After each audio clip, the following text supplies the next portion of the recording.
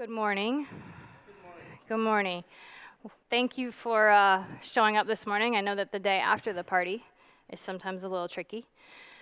So we're going to talk about parameter-sensitive plan optimization, which that's a mouthful. So I'm going to say PSPO a lot, but understand that's what I mean. And the question is it as cool as it sounds? My name is Erin Stellato. I'm a program manager at Microsoft. I am not a program manager for PSPO. I'm not even in the query processing team, okay? Full disclosure. But before I was a program manager, so just over a year ago, I was a consultant and I was an MVP and I did tuning, troubleshooting, performance stuff for 9 years at SQLskills. So even though this isn't what I do every day now, this is stuff that's still of interest to me, stuff that I love. I've helped an internal team at Microsoft with some of their performance issues, which totally is not within the realm of my job description, but was really fun for me. If you don't get any questions answered today and you want to follow up, there's my email address, erinstellato@microsoft.com. Send me an email if you have any questions related to this session, related to Query Store, related to extended events, related to tools. So what I do at Microsoft is I am a program manager in the SQL Experiences team, specifically for Azure Data Studio and SSMS. I know folks have strong feelings about both. You can talk to me about that as well. And the final thing that I want to mention is if there's anyone in here who is a woman or who is non-binary, who is interested in speaking, and you're not quite sure how to get started, I'm happy to talk to you about that. I'll be at the booth, the Microsoft booth this afternoon from 12 to 2, or you can grab me in the hall or send me an email if you don't quite feel ready to have a chat today. Now, my co-presenter today is Hugo Kornelis, and as you can see, Hugo is not physically here. How many of you know who Hugo is? Show of hands. Okay, so for the recording, that's about 3/4 of the room. So for those of you who don't know, I need to have a slight warning here. This is a trigger warning because Hugo's not physically here because today he's actually in the hospital. And this is known, but he is getting treatment for cancer. And how this session came about was when the call for speakers came out, he tweeted that he didn't think he would be able to make the event this year. And he was sad because this is one of his favorite events, and he loves speaking, and he has a tremendous wealth of knowledge to share. So I said, you know, if you want to present, we can figure out how to make it work. If you're able to be there in person, great. If you can't, maybe you can come in through video. If you can't do that, maybe you can record. And if you can't do that at all, we can scrap the whole thing. And Hugo being Hugo, he's like, yeah, let's give it a shot. So the session got accepted, great. And then he kind of had a change in his plans. I'm not going to give you his entire story because it's his to share, and you can go to his blog to read about it. But he recorded his videos in December. Okay, let me just tell you that I finished everything last night because that's how I roll. So thank you, Hugo, for being so on time with things.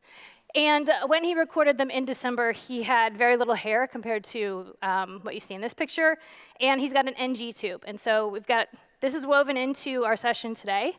So for those of you who may be sensitive to that, I wanted to make you aware of it. But also, this is what cancer looks like.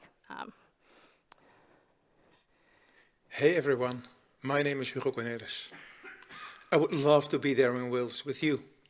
But if all goes as planned, I should be in hospital right now, recovering from the stem cell transplantation procedure that, hopefully, will fully cure my leukemia. What you see now is a recording made in December 2022. All right. So I messaged Hugo this morning. He said, good luck. I'm sorry that I won't be there today to help with questions. And I said, are you going to join online by any chance? And he said, I'm conserving all of my energy to getting out of the hospital. And he also wanted me to let you all know that his hair did grow back. But then when he had another round of chemo, I think it's round 3, he'll be losing again. So by the next time we see him, he should look good. There's Hugo in a very natural state of intense, deep thought and learning.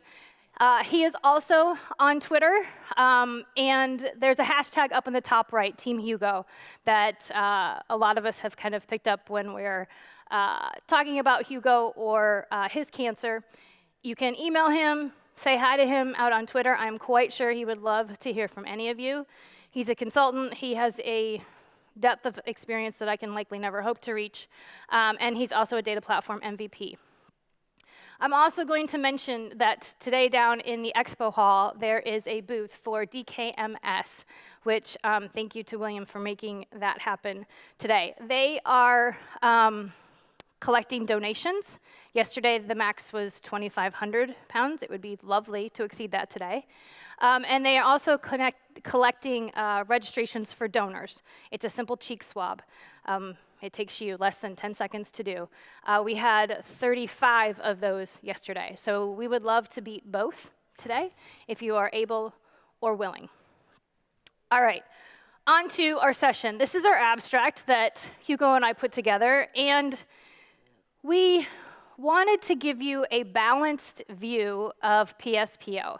So as a PM, you probably mostly know that a lot of us will get up here and we'll champion our features, our tools, and talk about how wonderful they are. And sometimes we don't always, just kind of gloss over maybe the things that are not so great, right?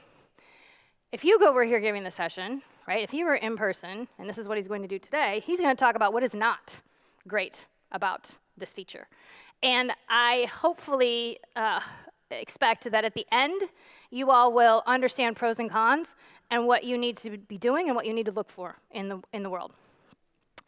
So I want to start with just making sure we have a level set on what a parameter-sensitive plan is.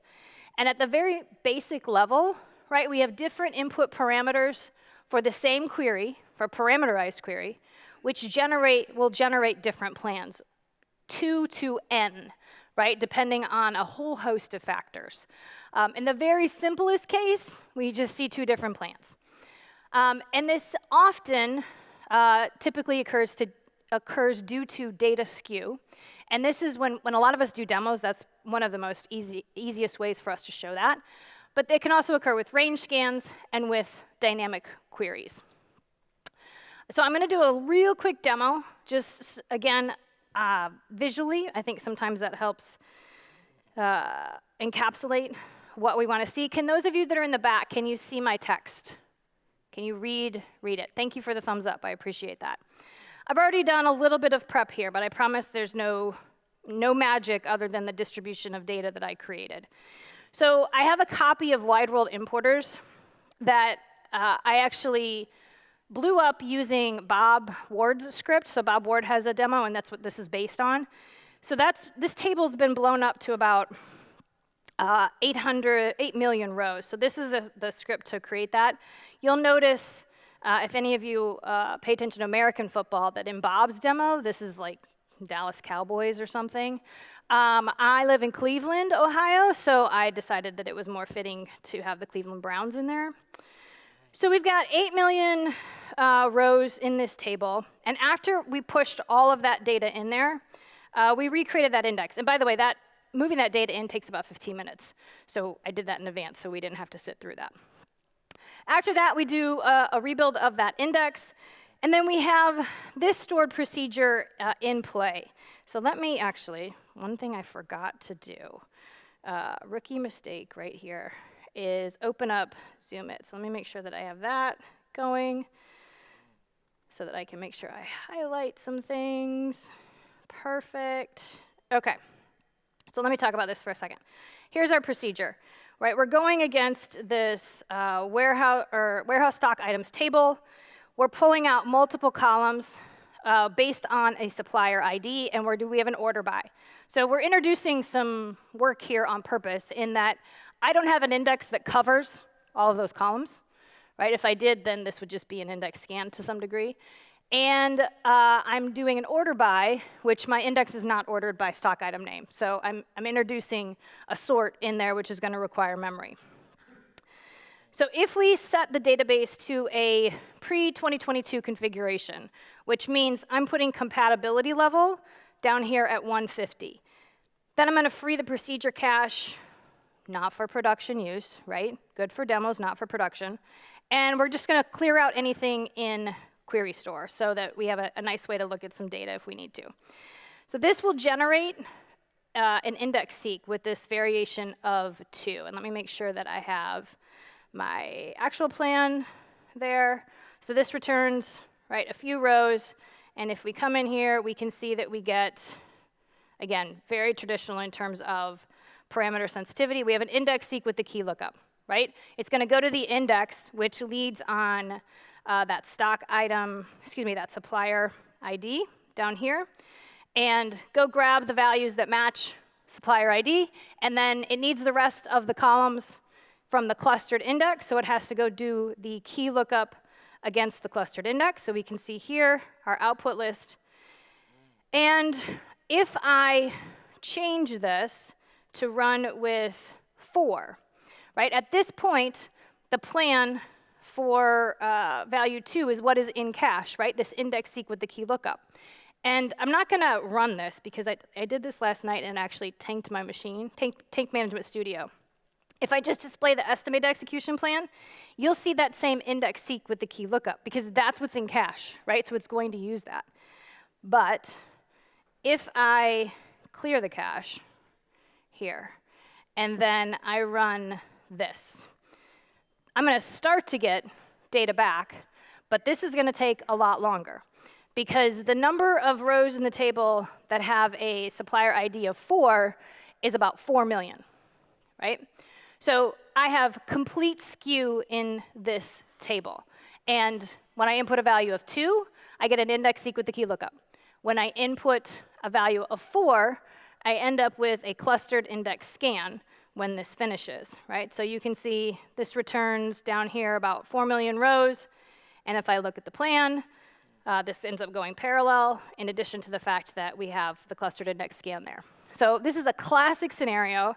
I would show this all the time when talking about troubleshooting, tuning, even when talking about query store. Finding this type of problem, as an aside, without query store is an absolute pain. But if I come in here and I open up top resource consuming queries, and I look at this particular query, this procedure, I can easily see that I have 2 plans for this, right? So this is one place where query store shines. If I want to look to see queries that have more than 1 plan that have executed within the last hour, I can easily do that from here. But what we're trying to do with PSPO is make it go away entirely, right? And understand, I'm just going to show you the skew so that you can see that firsthand, right? It's horrible within this table. My zoom it has been like difficult all week, but there we go. Okay, so pretty basic fundamental example right there, but Hugo, of course, has more that he wants to say. We don't have time for a full explanation about parameter sniffing, but in order to understand what parameter-sensitive plan optimization, or PSPO, does or tries to do, I'll now give a very short overview. Parameter sniffing in itself is an intended feature that has been part of SQL Server since as long as I can remember. It affects store procedures, user-defined functions, and parameterized SQL. Instead of creating an execution plan that is optimized for a generic case, as is the only option for ad hoc SQL, the optimizer uses the values passed into the parameters when the code is called. This way, it can often create an execution plan that is more optimal for those values than the generic plan would be. Plan caching in itself is also an intended feature. Production servers tend to execute the same query hundreds, thousands, or even millions of times. Instead of compiling an execution plan every single time, SQL Server stores the last used execution plan and reuses it when the same query is submitted again. When these two features interact, it can sometimes go wrong. A store procedure is called for the first time. SQL Server sniffs the parameters and creates an execution plan that is optimal for those values. It then caches that plan and reuses it later. This can go wrong if the values for that first time are not typical of the normal usage of that store procedure. In such a case, the cached plan is optimal for an outlier use case, but not optimal at all for the typical usage. We call this interaction bad parameter sniffing. This is the problem that PSPO attempts to solve. In my experience, there are 3 typical query patterns where bad parameter sniffing can happen. The first is where a filter is applied to a column with a skewed data distribution. We do a search for all our customers in Nowhereville, where we only have a few customers. That is the value that gets sniffed. The next time, when we search for our customers in London, we process 1 million customers with an execution plan that was optimized for the 35 customers in Nowhereville. The second typical case of bad parameter sniffing applies to range filters. For instance, a stored procedure that aggregates sales between a given cutoff date and today. If the typical use case of that stored procedure is to just show this week's sales, but the sniffed value happens to be when the CEO asked a report of this year's sales, then we process relatively little data with a plan optimized for far more data. And the final use case is the so-called dynamic search. Store procedures with lots of optional parameters that return results based on whatever parameters are passed in, but ignore parameters that are left as null. Here too you will get an execution plan that is optimized for the set of parameters that is given the first time the procedure is called. And then all later calls will use the same execution plan, even when completely different parameters are given for those later calls. All of these cases can be avoided. You should be able to recognize the signs of bad parameter sniffing, and you should know the various ways to fix those issues if they hurt your performance. But for SQL Server 2022, Microsoft has announced parameter-sensitive plan optimization, a new feature that prevents bad parameter sniffing. Erin, could you please explain how this feature works? Of course. Although it's so funny to me how different people explain things different ways, right? So I hope and expect that you all gleaned something a little bit from how Hugo talked about parameter sniffing. I love that he did that little explanation. So what is then PSPO, right? So what is this new feature that Microsoft has introduced? What happens is when we go to compile a query, a parameterized query, if there is a non-uniform distribution, or if there is skew in the histogram, that's identified using the histogram. Have any of you in here heard me talk about statistics? Yes. You know how much I love them, right? You know how important they are. They are fundamental when we talk about this feature, because that is what is used to identify whether there is skew in the column. If it identifies that that exists, then it's going to take the 3 most at-risk parameterized predicates and identify them. It's only doing 3, and then it is going to create a plan for each of those basically ranges of predicates. So you can think of them in the documentation, we often say like a small, medium, and large, right? So if we're just returning a few rows, if we're returning a medium number of rows, if we're returning a large number of rows. The predicates are limited to avoid bloating the plan cache and query store if it is enabled. So as much as I love query store, right? Query store is not required for PSPO, it is optional. My personal experience, of course, is that I'm going to tell you that you absolutely want to use Query Store because it is the best thing ever, and I'm not trying to be funny or sarcastic. Like, it is literally something that fundamentally makes your life easier with SQL Server. But if I had, let's say, 10 to 12 to 15 predicates in a query, and if you haven't seen that, boy, are you lucky, then theoretically, if each one of those predicates, right, had skew, then we could have n number of variations here. And so we've said, okay, we're not going to do that because that potentially creates huge bloat within the plan cache within Query Store. So there is a limit as to how many of those we would basically optimize for with this feature. So we submit a parameterized query to SQL Server. And then if it detects that there is skew, then what it does is it creates basically what's called a dispatcher plan. And this dispatcher plan is actually an XML, right? Just like our normal plans are. and it has just the dispatcher plan operator. From there, it then says, okay, you have one query variant which is smaller. So in this case, let's say it's less than 10,000 supplier IDs. That is going to, it will go through then compilation optimization for that range of predicates and create the plan. Let's pretend it's a seek and a lookup. Then there will be a middle query variant. And whenever you run the query with a middle predicate, right, that fits the middle range, then it will generate the plan for that, which let's say might be a scan and a medium-sized memory grant. And then for the larger predicate range, let's say greater than 1 million supplier IDs, it will go ahead and create a plan for that, which might be a scan and a large memory grant, right? But a max of 3 different plans for a given predicate. Now, a couple note about the variations, right? This is something that Hugo mentioned. He talked about how with traditional PSP, there's 3 patterns that we tend to see. The first would be the equality predicate, right? Where a customer ID equals some value. Another is a range filter. The example that Hugo gave was orders or sales, right, within a particular range, last week's versus the entire year, so a date range. And then the third is what Hugo terms dynamic search.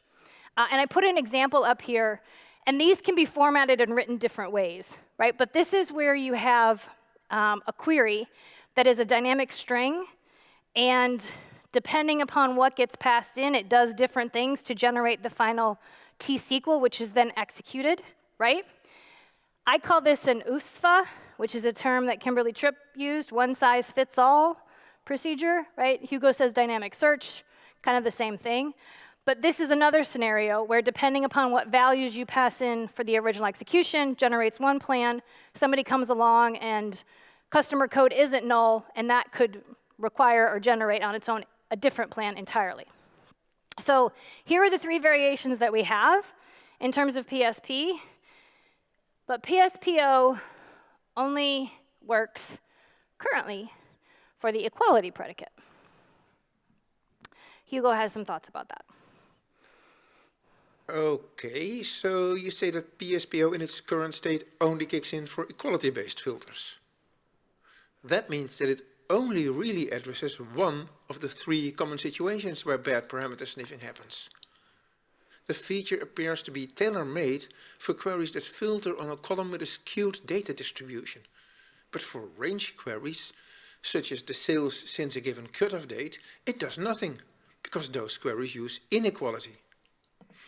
And while dynamic search procedures do often use equality, they use a different form that, as far as I can tell, also won't be affected by PSPO. So it is important to be aware that PSPO is not a silver bullet that completely eliminates bad parameter sniffing. Even on SQL Server 2022, you can get bad parameter sniffing in queries that use parameterized ranges and in dynamic search procedures. So you still need to know how to recognize the issue and the various methods you can use to fix it. Sorry for the interruption, Erin. Back to you to see in more detail how PSPO tackles bad parameter sniffing in the case that it does address. Could you imagine if you were actually physically here? Like, I feel like we would be fighting for like talking time on here. I do hope that someday he and I get to present in person. I think it would be fabulous. So let me show you a little bit of a demo about how fabulous this feature is and how it will help you. Like, I understand what Hugo is saying. I know that it is not a like perfect solution, but it's really pretty awesome. So all I've done, right, I left that demo as it was. So data's still there, etc. Everything's in Query Store. But we're going to go ahead and we're going to change our compat mode to 160 so that we use PSPO. We are going to clear procedure cache, even though changing the compat mode should do that, but we're just going to go ahead and clear it out anyway. And we are also going to clear out anything that's in Query Store, just so we're doing a level set here and don't have anything against which we have to like worry about from our previous one. I would not normally, as an aside, timeout, I would not normally tell you that just because you change your compat mode, you should clear out query store, right? This is for a demo only. If you are doing anything related to upgrading your compat mode and you want to do a comparison between old compat mode, new compat mode, you absolutely want that data in query store. So do as I say, not as I do. This is just for demo purposes only. Okay, make sure I did that. So now we're going to go ahead and again, we're going to run with a supplier ID of 2, which remember was just a few rows, right, that we had in our output. And let's make sure that I have my actual execution plan here. We'll go ahead and run this. Now, at this point, there's a lot of stuff that's already happened behind the scenes, which I'm going to get to. But now let's go ahead and run this one. And I'm not running a clear procedure cache in between here. I'm just going to go ahead and run this. And remember I told you that when I did this last night in compat mode 150, SSMS was not happy with me? SSMS is happy with me, right? It's returning results. Now, when we ran this before, and it generated the clustered index scan, it took a few seconds, right? Because we're going through 8 million rows of data, and we're asking it to return that to us here with the Management Studio. But it's done, right? If we come down here and we look at the bottom, that took about 16 seconds. It's about 4 million rows. And if I look at my plan, that's the clustered index scan. So that has nothing to, that's pretty cool, right? Okay, thank you. Oh, I appreciate it. Were you in my ADS session? I appreciate that. Okay, so I can't take credit for any of that, but I still think it's pretty cool. So without doing anything other than changing the compat mode, that is all we had to do, NB on SQL Server 2022, right? We now get a clustered index scan without having to change any code, without having to do anything in query store, without having to force any plan, nothing at all. It happens for us automatically. So how do we know that's happening? This is kind of what most of you as DBAs or data professionals or developers want to know, right? How am I going to understand what's going on here? So first of all, there's a new view within Query Store. This was really fun for me to figure out. Remember, this isn't my feature, but I was like, I'm going to figure out how this works. So we have this new object for Query Store, which is Query Store Query Variant. So when we look at that, what we see in here is the query variant query ID, the parent query ID, and the dispatcher plan ID. So what we're going to have in Query Store, and again, I can go find this from the cache, but I have to write much more interesting queries, and this is right there, and I'm going to give you these scripts so you can have it, right? So we have a parent query ID, which is basically that query in its original form, original parameterized form. And we get the plan for that, which is a dispatcher plan, which I mentioned already. And then we have up to 3 variants. And because we've executed 2 of those are both here. There's a third potential one out there, but that plan does not get generated. Nothing goes into Query Store. Nothing gets in the plan cache until we actually would submit it with that middle range of values, okay? So we don't see anything for that, but that's fine. So if we pull this into a bigger query here, and I have 2 of these, one that's going to give me dispatcher information and one that's going to give me variant information. So the top set of results right here, I have 2 rows because I have 2 query variant plans, okay? But this is basically the same dispatcher query, which is right here. So let me extend this so that you can see. Right? This is the query in its original form, right? It has a query ID of 1. We can see that it's tied to our stored procedure. And then we can see that it has these 2 variants here. And finally, over in Query Store Plan, we have an additional column, which is dispatcher plan, 2 of them actually. The plan type, and then the description for that. So this is how we can identify through Query Store which queries basically have fallen into that, have gone to PSPO, and have a dispatcher plan. And if we look at this plan, right, this is all you're going to see, is this multiple plan operator in here. Now, in our bottom result set, these are the 2 different variants that we have. And if I extend this out, and I scroll on over, you will see that there is some additional text entered here. Right? The last thing that we saw last text from our original query is right here, right? Order by stock item name. Over here, I have order by stock item name. There. And then you'll notice I have all of this text, which is completely new, right? So this is an option, this is a hint that gets added on to the end of the query by the engine. And this is how it says, okay, we have object ID, which ties back to the stored procedure that it belongs to. What's my variant ID? And then I have this predicate range, which is basically what is the range of input values that are going to match that predicate. So if we look at these two, hang on, too many things. If we look at either one of these plans, one of them will be the index seek with the key lookup, and the other one will be that clustered index scan.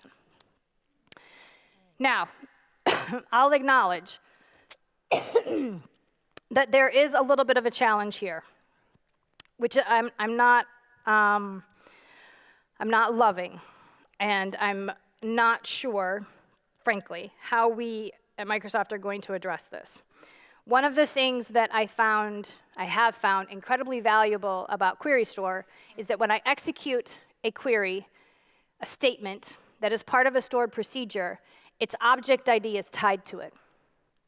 So if you ever want to go find all of the queries that are all the statements that are part of a stored procedure, you can query where object ID equals whatever the object ID is, right? That's great. That association gets lost in this scenario. When we look here, I didn't include the object ID, but let me do that so you can see that it doesn't exist. So if I say query ID here, and then I say object ID here, and I rerun both of these, in the second one, that gets lost, yeah. It is, however, tied to the parent query, right? This parent query ID. So that is what you have to know, and this is why I strongly recommend that you use Query Store, because you can find the relationship, right? You can find the relationship between the parent query, which is the statement that's going to be in your procedure and is passed in, and then the variance by joining between the query ID and the parent query ID. Okay, does that make sense? Perfect. Yes, you shouldn't apologize if you have questions. I have teenagers. I get interrupted all the time.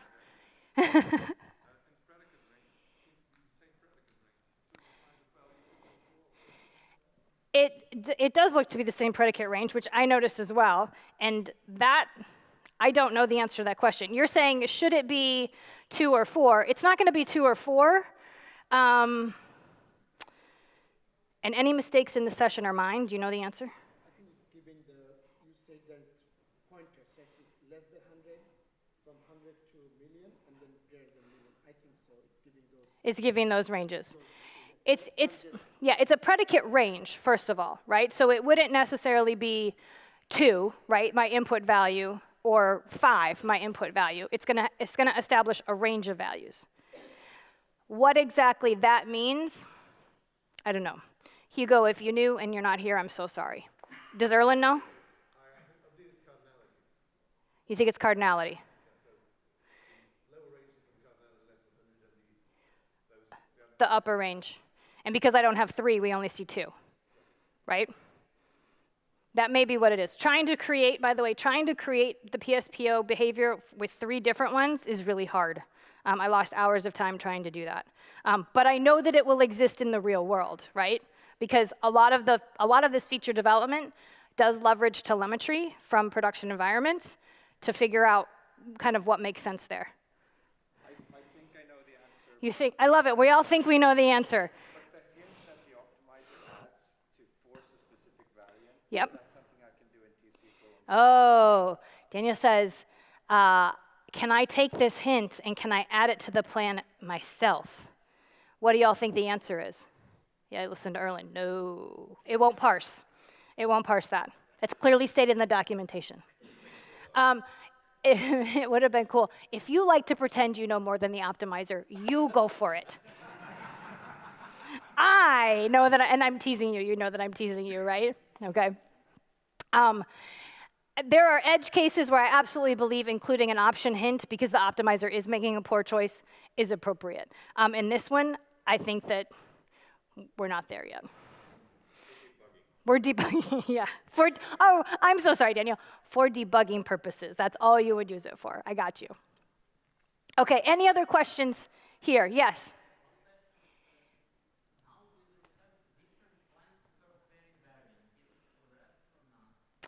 I have a different plan per predicate range for each variant.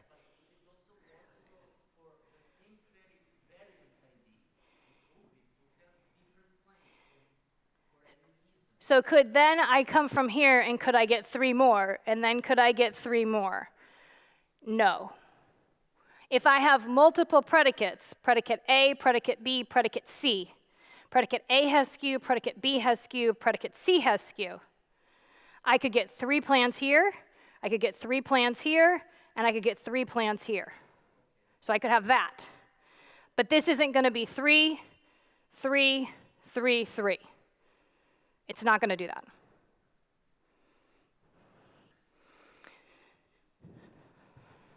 Other questions? Yes? Say this again, I'm so sorry? The question is this in Azure SQL? It is not currently. It will be get bugger. That's not a swear word, is it? Okay. Rats. It is not in there yet, but it will be coming. I do not have a date that I can share. Yes?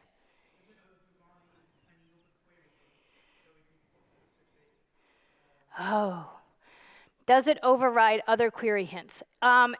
If you have a recompile, this is not in play at all. Okay, so hold on, I'm going to get to your question in more detail. So recompile, we can't recompile because it doesn't get in the plan cache, right? Not going to work. If you have an optimized for, this will not work. If you have, what other hint would you throw on there? What? Force order? Oh, you like to mess with the optimizer too. You do.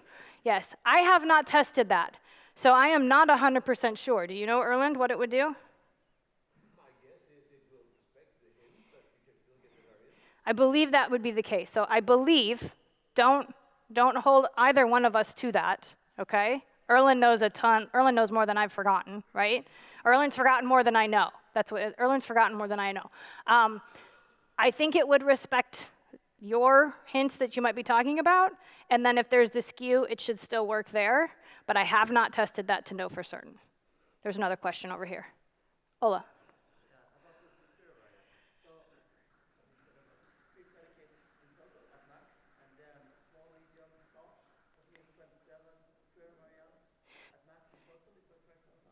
There, I don't know what the max is, and it's not documented. So we do limit, if I had 10 predicates and all 10 of those had skew, we are not necessarily creating 30 there or whatever that could be. We do not, because we want to, it specifically says we do not want to have plan cache bloat. We don't want to bloat the query store. But where it will stop doing that, I don't know. Like, will we only do variants for 3 predicates? Will we only do variants for 5? I don't know. 3 is documented per predicate, right? So predicate A, predicate B, predicate C. Predicate A has skew, predicate B has skew, predicate C has skew. So I could have 3 for A, I could have 3 for B, I could have 3 for C, right? You with me so far? Okay. Now what if I have D, E, F, and G, and they all have skew, right? Then it just keeps going up. And that just keeps bloating the plan cache and query store. So there's a point where we will not continue to create variants. But it's not documented. And we reserve the right to change whatever it is currently. Yes? Why does query store generate 2 more queries? It's not the same query. So the question is, why does query store generate, excuse me, 2 more queries, right, with a unique query ID? It's because it has that hint appended to it. Yes, because there's textual matching in play. So even though the hint is the same, because it still is generating a different one with a different variant ID. Okay? There's one difference in the, oh, it's different in the query variant ID, right? So textually, they are not the same. Okay. Thanks, Erin. Oh, back to Hugo. He's got more to if say. a query has a single equality filter on a column with a skewed data distribution, then effectively the PSPO feature creates 3 slightly different copies of the query. One for parameter values with few matches, one for values with lots of matches, and one in between. And when there are 2 such skewed filters, then we get those same 3 ranges for each of the 2, for a total of 9 possible combinations. Or 27 versions of the query if we have 3 such filters, and so on. And of course, those queries and their execution plans only get generated and stored in the plan cache when there is at least one execution with such values. But I can still see that the plan cache could grow a lot with this feature. But that's not my main concern. The bigger issue is that we still may encounter bad parameter sniffing even in queries where PSPO kicks in. The effects might not be as disastrous as they would be without PSPO, but it can still happen. Let's say we have a query with just a single filter, and PSPO creates 3 ranges for the query. The low range is for an estimated number of rows matching the filter between 0 and 100. The middle range is for 100 up to 1 million, and the high range is for 1 million and up. Each of those queries is then processed the same way as queries have always been processed. So, if the procedure is called with a parameter value where the estimated number of rows is 115, then the middle range version of the query is used. The execution plan will be optimized for those 115 estimated rows. If the table is large enough, this will likely result in an execution plan with nested loops operators into index seek or even key lookup operators. And this plan is then stored in the plan cache as the last used execution plan for the middle range version of the query. But then, when the same procedure is called again with a different parameter value where the estimate is 900,000, then that's also the middle range version of the query. There's already a plan in cache, the plan that we created before, optimized for 115 estimated rows. But that same nested loops and key lookups based plan that worked fine for those 115 rows is a terrible ID for this parameter value with 900,000 rows. On the other hand, if the value with 900,000 rows had been the first to execute, then a plan optimized for those numbers with index scan and hash match operators would be in cache. And that plan would then be used for the value with only 115 matches as well. That is a typical example of bad parameter sniffing. Okay, we will no longer get a plan optimized for over 1 million rows on a value that has less than 100 matches, nor the reverse. The worst cases have been alleviated. But even with PSPO and even with exactly the query type that PSPO targets, all DBAs should be aware that they can still suffer from bad parameter sniffing, and they should be prepared to fix those issues if they affect performance too much. Okay. So a few requirements. You have to have SQL 2022, right? Again, not yet supported in Azure. And you have to have compat mode 160, and there's a database scoped option, which is enabled by default. So when you create a new database in 2022, or you backup restore an existing one to 2022, this is already on. If you wanted to turn it off, there's the command to do so. The dispatcher plan is basically a shell, right, that gets created after that parameterized query is initially compiled. It will exist in the plan cache, it will exist in query store. And then the dispatcher expression is basically the logic for PSPO that exists in there. And then again, for our variants, we can have up to 3 for the dispatcher plan, in the plan cache, or query store, and or query store if it's enabled, once it's gone through compilation. So you don't get the variance until you run the query with something that's in a different, within that predicate range, right? So you can have the dispatcher and just one variant. That's, if you see that, it's not broken, right? So your variants up to 3 for a predicate. And let's see, the cardinality ranges, which are generated by the dispatcher, are based on what it finds in the histogram. So again, I tend to say everywhere low, medium, and high, and that also exists within the XML. So you can look in here for the PSPO, you can see a low boundary and a high boundary, and notice that it has the statement text in here, it has the predicate as well, and what I find noteworthy is that it also has the stats information in here. Statistics are important.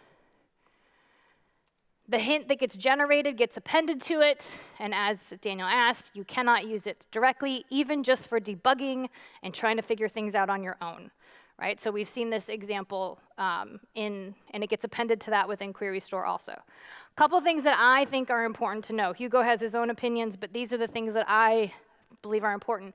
This relies on column level stats. It relies on your histogram.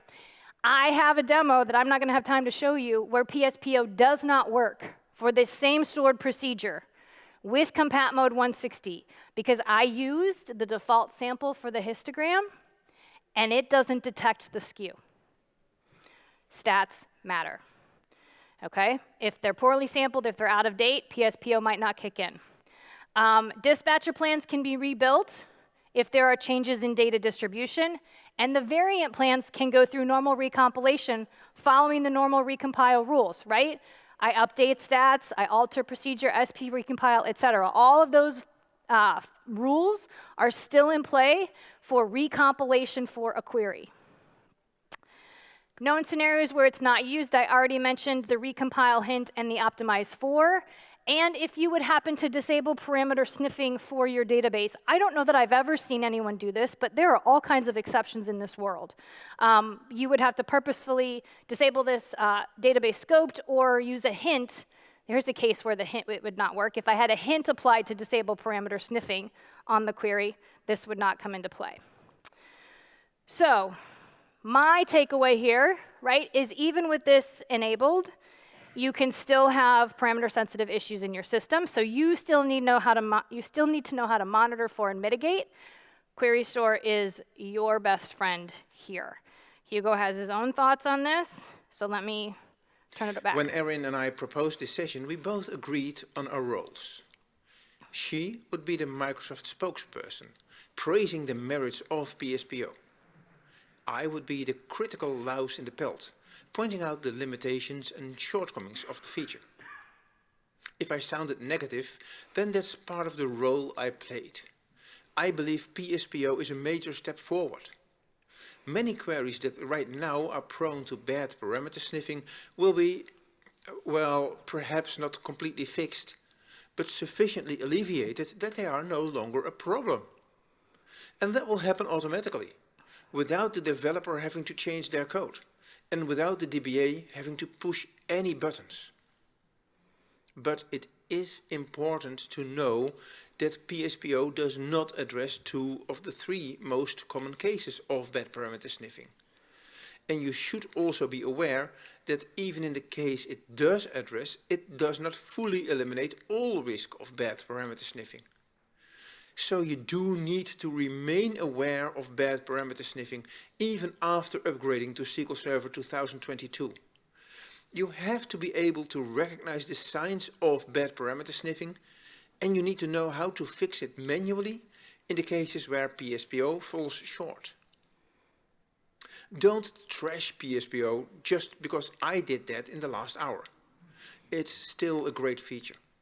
And who knows what PSPO 2.0 will bring. But do be aware of its limitations and shortcomings. Don't expect it to be a silver bullet that fixes all bad parameter sniffing. If you expect that, you'll be in for a nasty surprise. But if you use the feature as intended, as a way to fix some but not all issues, then you have a great feature introduced in SQL Server 2022. All right. So to wrap up, we both think it's great. Hugo has really helped me emphasize what it does and does not do. Sorry. I am extremely grateful to Hugo for his time in this. I did not expect this one. I was good earlier. If you can reach out to him on Twitter to just say hi, to just say, hope you're doing well, to include the Team Hugo hashtag, if you can stop by the booth, that would be amazing. I'm extremely grateful for the time that he put into this, and to all of you for sitting through this last part of this, which I was not prepared for. Please reach out to either one of us if you have questions about this. There's a lot more good stuff to come. Please complete the survey feedback, and I know that you all have the community keynote you want to get to, so thank you very much for being here today. I appreciate it.